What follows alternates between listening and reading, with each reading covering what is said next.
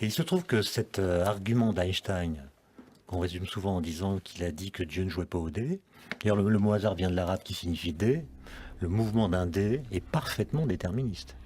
C'est-à-dire si on connaît les conditions initiales, la position du dé, sa structure, sa forme, si on connaît le champ de force qu'il va subir durant sa trajectoire, normalement on est capable de prédire sur quelle face il va tomber. Mais comme on n'a pas la possibilité de faire ce calcul précisément et qu'on n'a pas non plus d'observations qui permettent de prédire le résultat exact, on associe tel ou tel résultat, telle ou telle face sur laquelle tombe le dé à l'aléatoire pur. Mais c'est l'aléatoire qui est déterminé par un mouvement, une dynamique qui est parfaitement déterminée. On retombe sur la question de l'ignorance, là, on est incapable de calculer. Donc le hasard est la manifestation de notre ignorance des détails fins du système et de son évolution.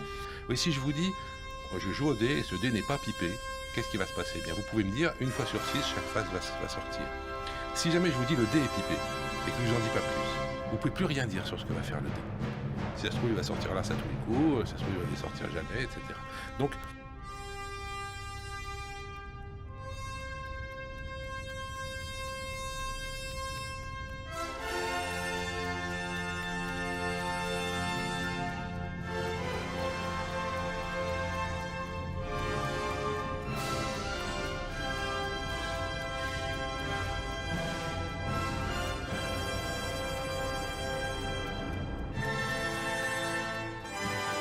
c'est l'amplitude du temps qui est important. Si le hasard est la mesure de notre ignorance, le physicien David Gross disait « La science efface l'ignorance d'hier et révèle l'ignorance de demain ». Perception de la réalité. Serait-ce la même chose? Nous créons notre réalité sur la base de ce que nous percevons. Ce sont des fantasmes.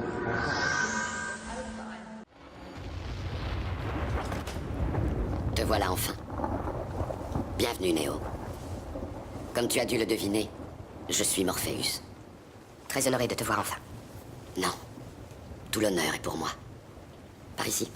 Viens, assieds-toi.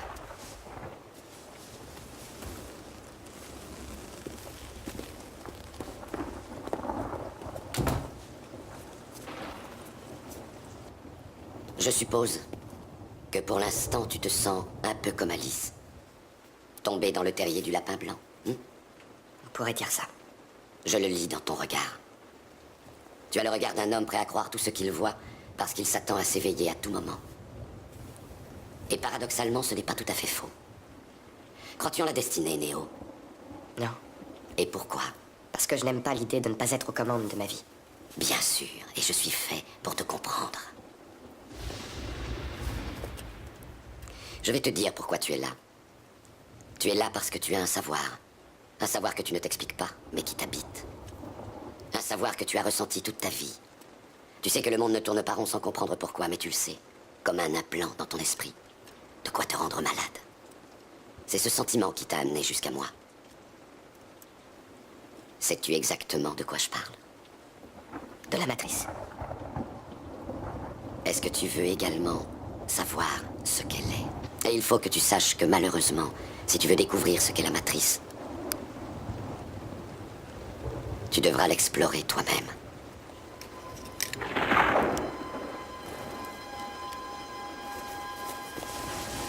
C'est là ta dernière chance. Tu ne pourras plus faire marche arrière. Choisis la pilule bleue et tout s'arrête. Après, tu pourras faire de beaux rêves et penser ce que tu veux. Choisis la pilule rouge, tu restes au pays des merveilles. Et on descend avec le lapin blanc au fond du gouffre.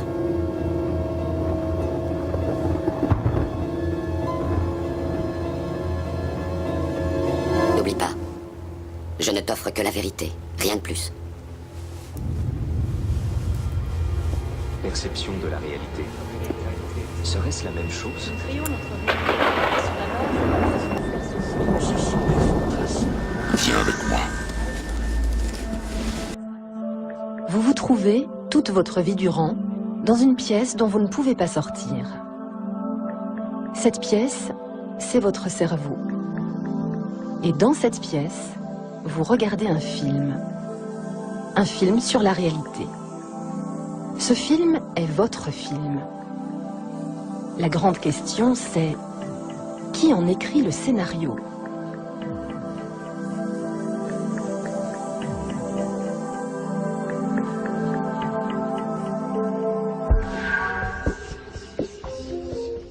Qu'est-ce que la réalité?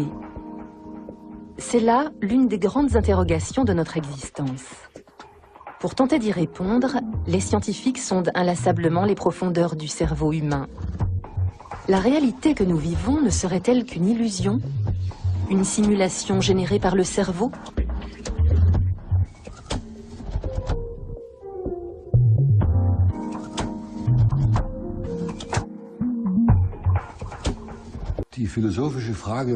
Je ne peux pas vous dire ce qu'est la réalité d'un point de vue philosophique. La réalité, c'est ce que nous percevons en ce moment et qui fait l'unanimité parmi la plupart des gens. Le monde n'est pas tel que nous croyons le voir.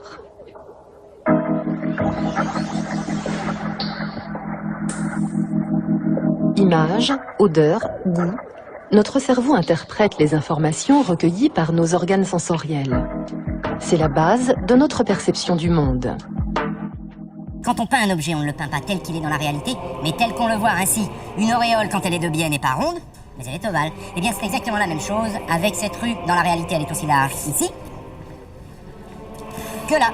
Seulement, si un peintre s'installe ici, il a franchement l'impression que la rue est beaucoup plus large ici que là. Et si le peintre veut peindre cette rue, eh bien, il va reproduire cet effet en tenant compte de la perspective. Et il va s'apercevoir que toutes les lignes qui, dans la réalité, sont parallèles, celle-ci par exemple et celle-ci, se rejoignent en un même point qu'on appelle le point de fuite qui se situe ici, sur la ligne. Le cerveau façonne également nos sentiments. Même la conscience du moi est un processus neurologique.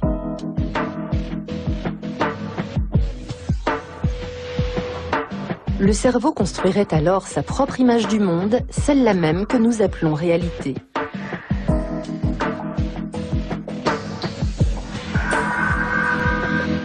Le professeur Wolf Singer de l'Institut Max Planck est connu pour ses thèses provocantes. Selon lui, même notre libre arbitre n'est qu'une illusion, tout comme la représentation collective de la réalité. Le cerveau présente le monde tel qu'il est réellement de façon très partielle. On le sait par exemple parce que nous ne percevons qu'une faible partie du spectre très étendu des signaux disponibles autour de nous. Prenons l'exemple des ondes électromagnétiques.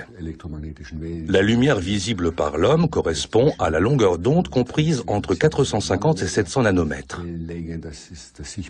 Nous captons également les longueurs d'onde voisines que nous percevons sous forme de chaleur. Mais pour le reste, nous sommes comme aveugles. Nous ne percevons pas l'intégralité du spectre.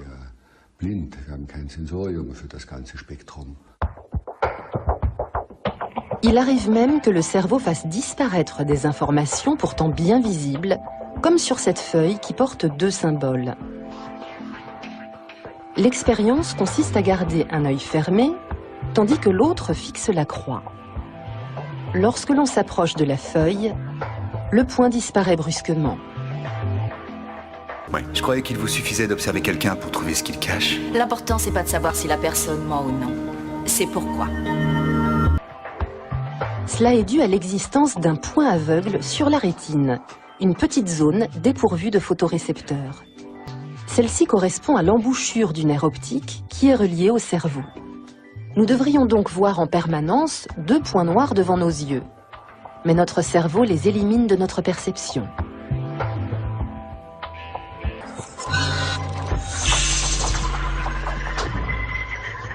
Cet appareil à résonance magnétique nucléaire va nous aider à comprendre les mystifications du cerveau. Prenons le phénomène des mouvements illusoires. Le système visuel est programmé pour accepter la permanence de l'objet. Autrement dit, lorsqu'il perçoit un objet en un lieu A et que le même objet est présenté en un lieu B, le système visuel invente un mouvement entre A et B dès lors que le changement est suffisamment rapide. Il part en effet du principe qu'il s'agit là du même objet et non de deux objets différents qui apparaîtraient l'un après l'autre. Les participants à cette expérience sont confrontés à deux carrés légèrement espacés qui s'éclairent alternativement sur un moniteur. Pendant ce temps, les chercheurs observent les régions actives de leur cerveau. Bien que les yeux constatent que chacun des carrés est immobile, le cerveau réussit à nous faire croire qu'ils sont animés d'un mouvement. Certaines zones du cerveau activées au cours de l'expérience n'ont rien à voir avec la perception visuelle. Il faut garder à l'esprit que c'est nous-mêmes qui déterminons 1. Ce qu'est un objet, et 2. Quelle relation existe entre les objets. C'est un processus créatif visant à construire le réel. Beaucoup de ces mécanismes ne sont pas conscients. Nous croyons tout simplement percevoir ce qui est. Il faut réaliser ce genre d'expérience pour constater qu'en fait, nous interprétons la réalité. Après une attaque cérébrale, certains patients souffrent de négligence spatiale unilatérale, ce qui les conduit par exemple à ignorer la nourriture se trouvant dans la moitié gauche de leur assiette. Leurs yeux ont beau fonctionner parfaitement, ils ne perçoivent plus que la partie droite de leur champ de vision. Pour eux, la partie gauche n'existe plus. Elle ne fait plus partie de leur réalité. Ce ne sont donc pas nos yeux qui déterminent ce que nous voyons. Notre vision du monde dépend bien plus de la façon dont notre cerveau traite les informations et leur accorde ou non du crédit.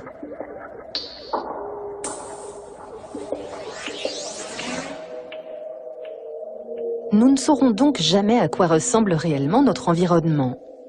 Le seul monde que nous connaissons est celui que notre cerveau invente pour nous en permanence.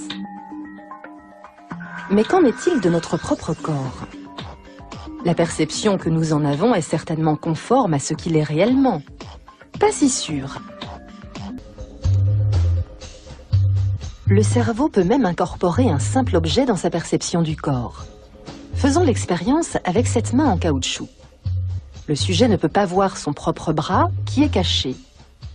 Un stimulus est appliqué sur les deux mains en même temps. Le système visuel prend le dessus sur les sensations réelles et trompe ainsi la perception du sujet. Il sait parfaitement qu'il ne s'agit pas de son bras. Très vite pourtant, il a l'impression que la main qui se trouve devant lui fait partie de son corps. La perception de notre propre corps est donc déconnectée du corps lui-même. Dans une telle expérience, comment se fait-il que le sujet ait l'impression qu'un coup de marteau donné sur un morceau de caoutchouc est en fait asséné sur sa propre main? C'est le principe même de l'illusion. Nous l'utilisons par exemple dans le cadre de la thérapie par le miroir, afin que les patients souffrant de douleurs fantômes aient à nouveau l'impression, grâce à cette illusion d'optique, qu'ils ont deux mains et deux pieds. Ceci illustre bien comment le cerveau peut créer une illusion, mais cela montre aussi que nous disposons de mécanismes pour contrôler celle-ci.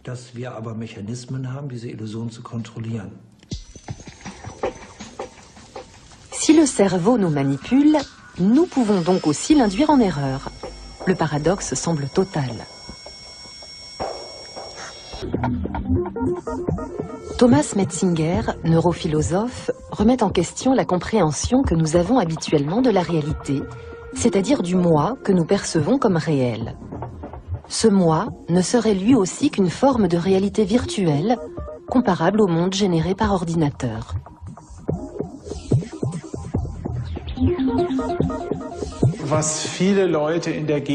Les gens commencent à comprendre lentement que la conscience phénoménale, c'est-à-dire les expériences subjectives que nous faisons, s'apparente à une forme de réalité virtuelle. De nos jours, nous nous aventurons de plus en plus dans des réalités virtuelles, des mondes simulés qui sont à la portée de l'utilisateur lambda. Ce qui se dégage des recherches menées actuellement sur le cerveau, c'est que le contenu de ce que nous vivons consciemment peut être assimilé au contenu d'une simulation.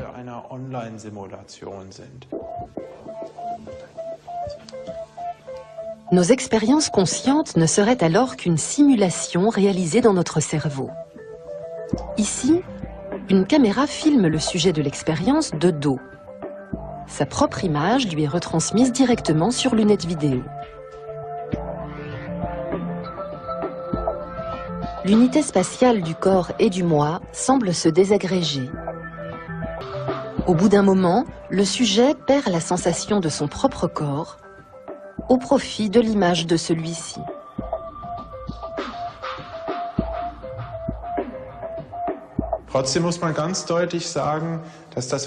Il faut tout de même préciser une chose.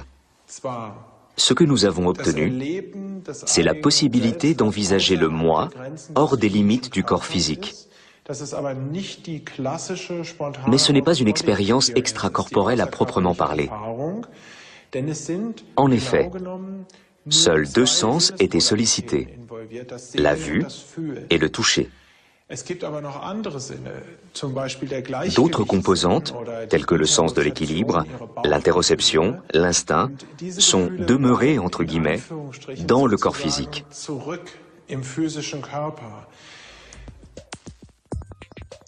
Des scientifiques de l'Institut Max Planck de cybernétique ont établi qu'un comportement actif accroît la capacité de percevoir comme réel un monde virtuel. Le cerveau humain semble pouvoir s'adapter à l'infini à des mondes différents. Et les neurosciences s'intéressent beaucoup à l'effet produit par ces réalités virtuelles. Quelle est la différence entre les mondes virtuels et le monde réel? Parfois, je me le demande.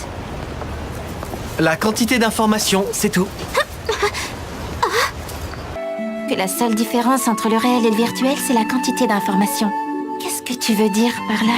Eh bien, par exemple, il y a une différence entre se tenir la main dans Halo et dans la réalité, non? Mais si dans le futur, il y avait une percée technologique et qu'on pouvait enfin recevoir en permanence de grandes quantités d'informations sensorielles, est-ce que tu arriverais à différencier une vraie main de celle d'un avatar juste au toucher? Il n'y a pas que la sensation au toucher, il y a le son, le goût, il y a bien plus d'informations dans la réalité pour le moment, non? Du coup, même si on réussissait à ajouter une fonction de réalité augmentée à l'hémisphère... Oui, rien qu'à la vue ou au toucher, on saurait si c'est réel ou pas.